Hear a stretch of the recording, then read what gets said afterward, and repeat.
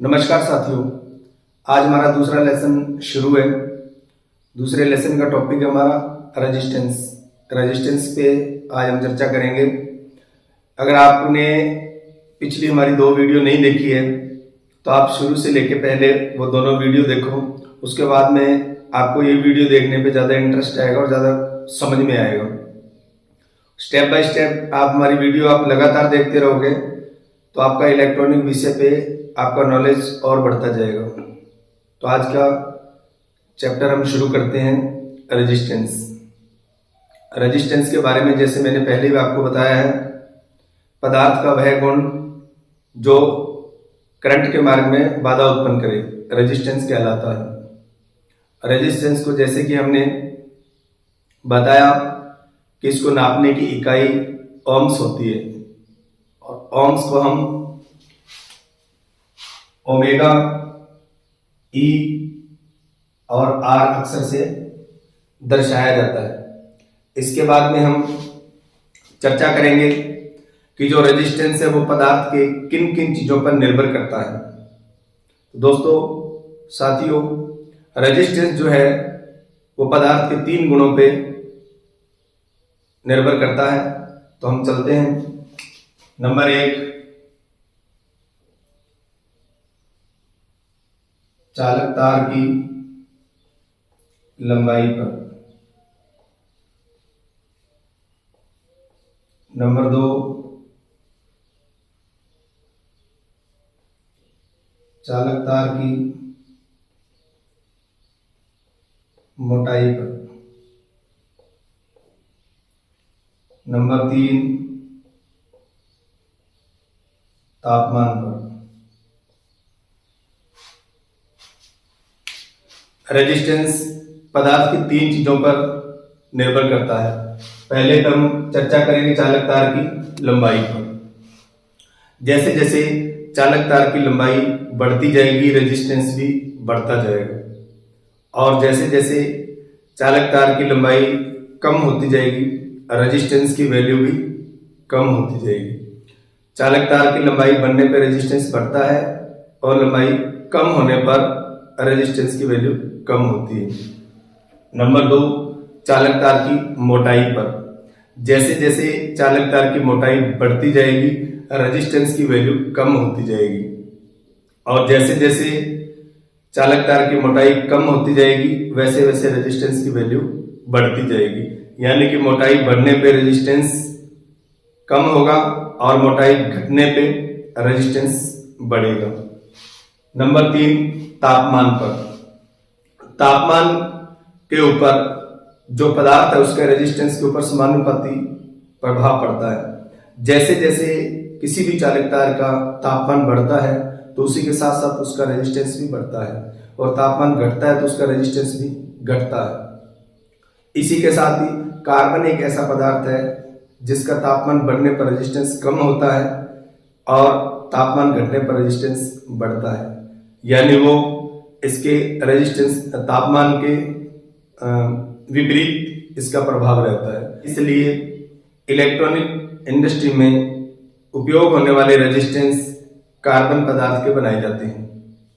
तो साथियों, ये हमारे 5 ऐसे मिश्रित पदार्थ हैं जिनका रेजिस्टेंस के अंदर उपयोग किया जाता है और जिनके अंदर प्रतिरोध यानी रेजिस्टेंस होता है। तो कार्बन पदार्थ, जैसे मैंने बताया कि कार्बन पदार्थ के अंदर जो इसका स्वभाव है वो तापमान के विपरीत है, कि तापमान बढ़ने पर इसका जो रेजिस्टेंस है वो कम होता है। इसलिए इसका जो हमारे इलेक्ट्रॉनिक रेजिस्टेंस है उनके अंदर इसका उपयोग किया जाता है, इसके द्वारा रेजिस्टेंस बनाए जाते हैं। उसके बाद में दूसरा पदार्थ हमारा आ जाता है मैग्नीन, जिसके अंदर तांबा होता है 80% और मैग्नीन 12% और निकल 4%। ये भी हमारा एक मिश्रित पदार्थ है जिसका उपयोग हमारे जो रेजिस्टेंस वगैरह है उसको बनाने के लिए उपयोग किए जाते हैं।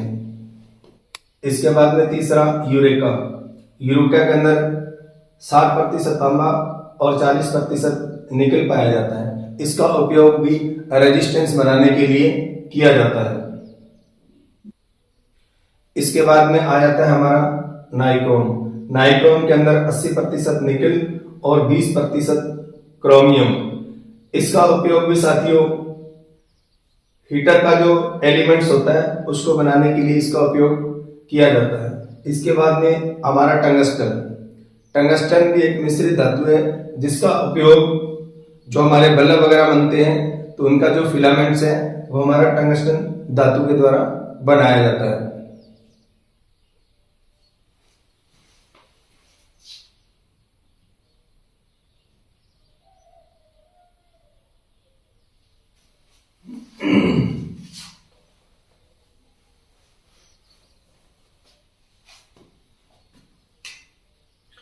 ये हमारा रेजिस्टेंस का रहा सिंबल। रेजिस्टेंस को नापने की इकाई, जैसे मैंने बताया रेजिस्टेंस को नापने की इकाई हमारी क्या होती है, ओम। 1 से लेके 99 तक अगर वैल्यू रहेगी तो हम उसको किसमें, ओम से मानेंगे। अगर हमारी वैल्यू हो जाती है 1000 ओम तो उसको क्या कहेंगे, 1 किलो ओम। अगर 10,000 हो जाती है तो उसको हम क्या कहेंगे, 10 किलो ओम। और 1000 किलो ओम को हम क्या कहेंगे, 1 मेगा ओम। ये इसकी अलग अलग इकाइयां होती है जिसके दौरान हम इसकी वैल्यू को नापते हैं। इलेक्ट्रॉनिक व इलेक्ट्रिकल सर्किट में कई प्रकार के रेजिस्टेंस उपयोग किए जाते हैं जिनका खास एक गुण और खास एक उपयोग होता है, और रेजिस्टेंस हमारे कई प्रकार में पाए जाते हैं। तो सबसे पहला जिसके अंदर आ जाता है कार्बन।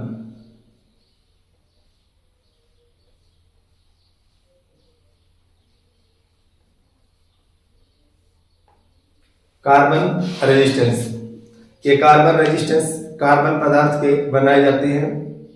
ये बहुत छोटे से लेके और बहुत बड़ी वैल्यू तक के अलग अलग वैल्यू के अकॉर्डिंग ये मिलते हैं। इनके ऊपर कलर कोड की कुछ बैंड्स बने होते हैं, कुछ धारियां बनी होती है जो हमारे अंतरराष्ट्रीय लेवल के कलर होते हैं। उनकी कलरों की संख्या कम से कम 12 है और 0 से लेके 9 तक कलर है, और 2 हमारे इसके अंदर विशेष कलर होते हैं। तो जो हमारे कार्बन रेजिस्टेंस है इनकी जो वैल्यू होती है वो फिक्स वैल्यू होती है। तो जो इसकी वैल्यू निकलेगी वो इसकी फिक्स वैल्यू होती है, उस वैल्यू को हम चेंज नहीं कर सकते। इनको घटाने बढ़ाने के लिए आगे किस तरीके से रेजिस्टेंस का और हम उपयोग कर सकते हैं उसके लिए हम आगे और चर्चा करेंगे।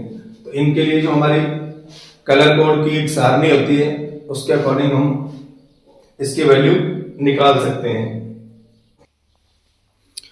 चलो, जो भी ये हमारे कलर कोड हैं, इन कलर कोड को हम बारी बारी से 0 से लेके 9 तक जो हमारे कलर हैं ये मैं लिख देता हूँ, जो हमें समझने के लिए आसानी रहेगी। कलर कोड के अंदर ये हमारे कलर कोड होते हैं। काला 0 मान होता है इसका, भूरे का 1, लाल का 2, नारंगी का 3, पीले का 4, हरे का 5, नीले का 6, बैंगनी का 7, सलेटी का 8, सफेद का 9। ये 9 हमारे कलर होते हैं। और इसके बाद में 2 हमारे विशेष कलर होते हैं, जो एक आ जाता है इसमें गोल्डन और दूसरा सिल्वर। ये हमारे टॉलरेंसी कलर होते हैं, इसकी 5% टॉलरेंसी और इसकी 10% टॉलरेंसी। मान निकालना तो 1/10 और 1/100, 0.1.01। ये इस तरीके से जो भी हमारा मान होता है, ये एक विशेष कलर है, इसका भी उपयोग किया जाता है। अब ये जो सारणी है इसके अंदर हमारे 3 नियम भी रहते हैं। जो भी हमारे रेजिस्टेंस रहेंगे उनके अंदर कम से कम 3 धारियां, अधिक से अधिक 6 धारियां हो सकती है। नंबर 2, पहली धारी में कभी भी गोल्डन, सिल्वर और काला ये 3 कलर नहीं आते। दूसरा, जो भी हमारा रेजिस्टेंस रहेगा उसकी हम पहली धारी किसे मानेंगे, जो रेजिस्टेंस के बिल्कुल किनारे के नजदीक होती है उसे हम पहली धारी मानते हैं। जैसे कोई भी रेजिस्टेंस होगा, अपन यहां बना लेते हैं, मान लो कि ये हमारा रेजिस्टेंस हो गया, तो इसके अंदर जो भी हमारी धारियां रहेगी 1 2 3 4 या 5, तो पहली धारी हम उससे मानेंगे जो जैसे ये किनारा है, इस किनारे की जो नजदीक होगी उधर से हम शुरू करेंगे, वो हमारी पहली धारी होगी। और इसके अंदर 3-4 धारियों का जो कलर कोड है वो कैसे ज्ञात किया जाता है, 5 का कैसे ज्ञात किया जाता है, ये भी हम चर्चा करने वाले हैं।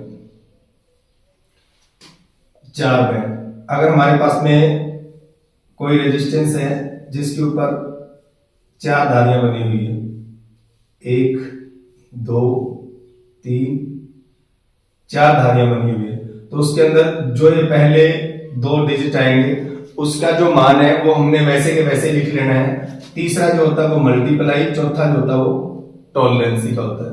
मान के चलो अगर यहाँ पे पहले का रेड था, दूसरे का वॉलेट था, तो हमने पहले दोनों का मान सेम लिख लेना। तीसरा हमारा जो भी कलर आएगा उसी के अनुसार हम 0 लगाते रहेंगे। अगर यहाँ पे 0 आएगा तो यहाँ पे कोई 0 नहीं लगेगा। अगर यहाँ पे 1 आ जाता है तो यहाँ पे हम 1 0 लगा देंगे, और अगर यहाँ पे 2 आ जाता है तो हम यहाँ पे 2 0 लगा देंगे, और ये अगर यहाँ पे 3 आ जाता है तो हम यहाँ पे 3 0 लगा देंगे। तो ये हमारा कैसे है 27 ओम, 217 ओम, ये हमारा हो जाएगा 2K7, और ये हमारा हो जाएगा 27K। तो इस तरीके से हम जो हमारी 4 बैंड की रेजिस्टेंस रहेगा उसका हम मान निकालेंगे, और अगर जो 5 बैंड में आ जाता है उसका हम कैसे मान निकालेंगे वो भी हम चर्चा कर लेते हैं।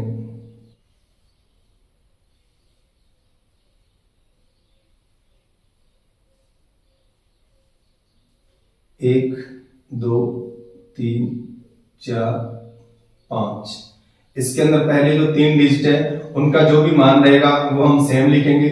चौथा जो हमारा मल्टीप्लाई, 5वां जो हमारा टॉलरेंस, और अगर छठा और आ जाता है तो हमारा आ जाता है वाट का। तो इसके अंदर जो भी हमारा मान रहेगा, मान लो पहला 4 आ गया, 7 आ गया, 0 आ गया, यहाँ पे फिर 0 आ गया, तो उसके जो हम पहले 3 मान है उसका हम लिख लेंगे। मल्टीप्लाई वाला 0 तो इसका कोई मान नहीं होगा, तो ये हमारा 470 ओम होगा। अगर यहाँ पे 1 आ जाता है तो हम 470 के आगे 1 0 और लगा देते हैं, और अगर यहाँ पे 2 आ जाएगा तो हमने 470 के आगे 2 0 लगा देंगे। तो हमारा इस तरीके से ये मान बनता रहेगा, 4 के 7 हो जाएगा, और ये हमारा 47 किलो ओम हो जाएगा। तो इस तरीके से इसका हम मान निकाल लेंगे। इसके बाद में आगे हम और चलते हैं। अगर दोस्तों 4 धारी वाला है और इसके अंदर चौथे पे हमारा गोल्डन आ जाता है, फिर हम क्या करेंगे, जो हमारा मान था 27 के ऊपर हम 10 का भाग दे सकते हैं, तो हमारा मान आ जाएगा 2.7 ओम, 2.7 ओम। इस तरीके से अगर हमारा यहाँ पे सिल्वर आ जाता है तो हम जो हमारा 27 था, 27 के ऊपर हम क्या करेंगे 100 का भाग दे देंगे, तो कितना आ जाएगा 0.27 ओम। इस तरीके से हम इसमें मान निकाल लेंगे। अगर वहीं पे 5 बैंड वाले में अगर ऐसा होता है तो सेम 5 बैंड वाले में भी उसी तरीके से प्रक्रिया है। 3 डिजिट हमारे सेम, अगर यहाँ पे हमारा गोल्डन आ जाएगा, जो भी हमारा मान था, मान लो हमारा मान ये था और हमारा यहाँ पे गोल्डन आया, तो जो हमारा 220 के ऊपर हम 10 का भाग दे देंगे तो 22 ओम आ जाएगा। और अगर यहाँ पे हमारा सिल्वर आ जाता है तो फिर हम क्या करेंगे 220 के ऊपर 100 का भाग दे देंगे, तो हमारा ये कितना 2.2 ओम्स हो जाएगा। समझ आ गई होगी मेरी बात। इसी तरीके से हम इनका जो मान है हम निकाल सकते हैं। इसके बाद आगे का हमारा रेजिस्टेंस आ जाता है wire bound resistance. Wire bound resistance,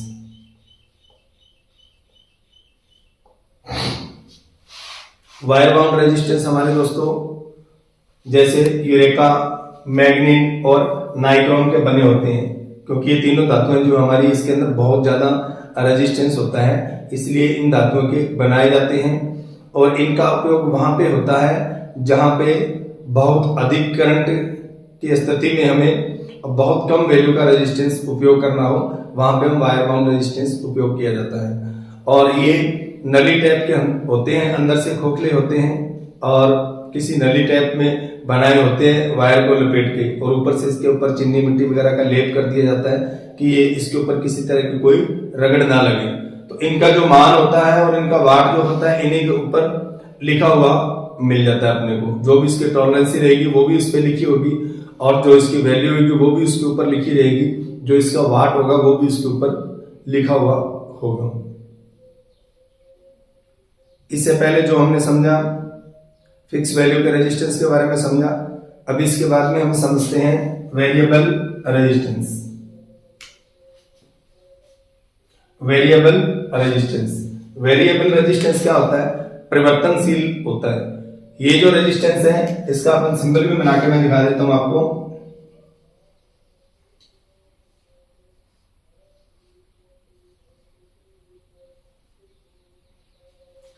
ये वेरिएबल रेजिस्टेंस का सिंबल है। वेरिएबल रेजिस्टेंस के अंदर 3 सिरे होते हैं, 1, 2, 3। पहला और तीसरा सिरे की जो वैल्यू है वो हमारी फिक्स वैल्यू होती है, और जो 2 नंबर सिरा वो परिवर्तनशील सिरा होता है। वो 1 और 3 के बीच में कहीं पर भी हम इसको एडजस्ट कर सकते हैं। इसे वेरिएबल रेजिस्टेंस होता है हमारा। जैसे इसके अंदर टोन कंट्रोल, स्लाइडर और हमारे प्रीसेट्स, वो हमारे सारे के सारे क्या वेरिएबल रेजिस्टेंस के अंदर आ जाते हैं। इनको हम 2 नंबर सिरे को अपनी मर्जी से जहां पे चाहे हम इन दोनों की वैल्यू के बीच में हम उसको एडजस्ट कर सकते हैं। इसके बाद ले लेते हैं हम SMD resistance, surface mount device. ये हमारे जो रेजिस्टेंस है ये हमारे आकार और साइज के अंदर छोटे रहते हैं, बाकी इनका जो काम रहता है वो बिल्कुल सामान्य रेजिस्टेंस की तरह ही रहता है।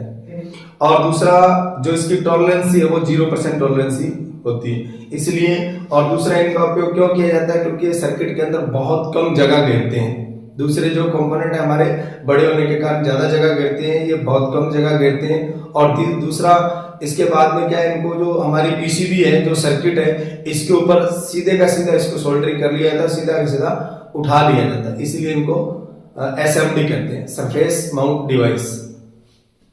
इनके जो रेजिस्टेंस रहते हैं उसके अंदर हमारे क्या है डिजिट होते हैं, या तो 3 डिजिट का होएगा या हमारे 4 डिजिट का होंगे।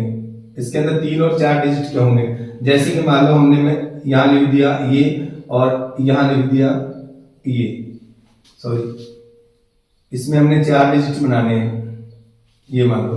तो इसका मान हम कैसे निकालेंगे? जो पहले के 2 अक्षर है वो सेम, जो तीसरा अक्षर है इसके अकॉर्डिंग जो हमारा तीसरा अक्षर रहेगा उतने हम 0 लगाते जाएंगे, हमारा जो मान है उसमें निकलता जाएगा। चौथे में हम इसी तरीके से करेंगे, जो 4 वाला है उसके अंदर हमने इन तीनों के लिखते जाएंगे, उसके बाद में जो चौथा है जो आएगा उसी के अनुसार हम 0 लगाते रहेंगे। जैसे 470 था, 1 आ गया तो हमने 1 0 और लगा दी, तो 4 के 7 इसकी वैल्यू बन गई। इसके बाद में अगर कोई कम वैल्यू का आ जाता है तो जहां पर भी मान लो 2R 2 0 इस तरीके से आ गया, तो जहां पर भी R लग जाएगा वहां पे उस R को हम क्या पॉइंट मान लेंगे। जहां पर भी हमारा R लग गया, R अगर पहले लग जाता है तो पहले हम पॉइंट मान लेंगे, बीच में लग गया तो बीच में पॉइंट मान लेंगे, और लास्ट में लग गया तो लास्ट के अंदर हम पॉइंट मान लेंगे। इसकी वैल्यू हम इस तरह से निकालेंगे। और कुछ एक हमारे जो वायर बाउंड रेजिस्टेंस रहते हैं उसके अंदर ही मैं आपको बता देता हूँ, किसी के अंदर E पहले लग जाता है, मान लो E33 है तो उसका मान क्या होगा 0.33 ओम। अगर E हमारा बीच में लग जाता है तो इसका मान क्या होगा 3.3 ओम, और अगर यही E हम बाद में लग जाता है तो हमारा ये हो जाएगा 33 ओम। तो इस तरीके से जो हमारे रेजिस्टेंस का जो मान है उस मान को हम निकाल पाते हैं। उम्मीद करूंगा आपको समझ आया होगा जो भी मैंने बताया। ये हमारा था पार्ट 1। इसके बाद में हमारा इसमें पार्ट 2 आने वाला है, इसी रेजिस्टेंस के ऊपर ही। हो सकता है 1 या 2 वीडियो हमारी इसके ऊपर और बने। कोशिश यही करूंगा कि एक चैप्टर के ऊपर 2 ही वीडियो बने या 3 बने। और दोस्तों स्किप करके मत देखना जो भी मेरी वीडियो, अगर ये वीडियो में आपको कम समझ में आया हो तो इस वीडियो को आप दोबारा से फिर देखिए शुरू से, स्किप करके मत देखना। ईयरफोन लगा लेना, अकेले में बैठ के शांत पे माहौल में बैठ के इसको आराम से समझ के देखोगे तो मेरे वीडियो में आप बहुत कुछ सीख पाओगे। और जो लोग एम्पलीफायर की रिपेयरिंग सीखना चाहते हैं उनके लिए भी ये बहुत बढ़िया ऑफर है कि आप इन वीडियो के द्वारा आप अपने इलेक्ट्रॉनिक विषय के ऊपर नॉलेज को और बढ़ाइए। और उसके बाद में अगर आप कहीं पर भी एम्पलीफायर की ट्रेनिंग लेने के लिए भी जाओगे तो आपको सही गलत का पता चलेगा और जो सिखाने वाले हैं उनके नॉलेज का भी आपको पता चलेगा कि जो आपको सिखा रहे हैं क्या वो सही रास्ते पे लेके जा रहे हैं या उनको खुद को भी कुछ नहीं आता। तो इन चीजों के बारे में आपका जो विषय रुचि है वो बढ़ जाएगी और इस इलेक्ट्रॉनिक विषय के ऊपर आपकी समझ बढ़ जाएगी। तो जो अगर आप इस इलेक्ट्रॉनिक में अपना कैरियर बनाने चाहते हो तो 100% आप उसके अंदर सक्सेस रहोगे। थैंक यू दोस्तों, मिलते हैं अगली वीडियो के अंदर।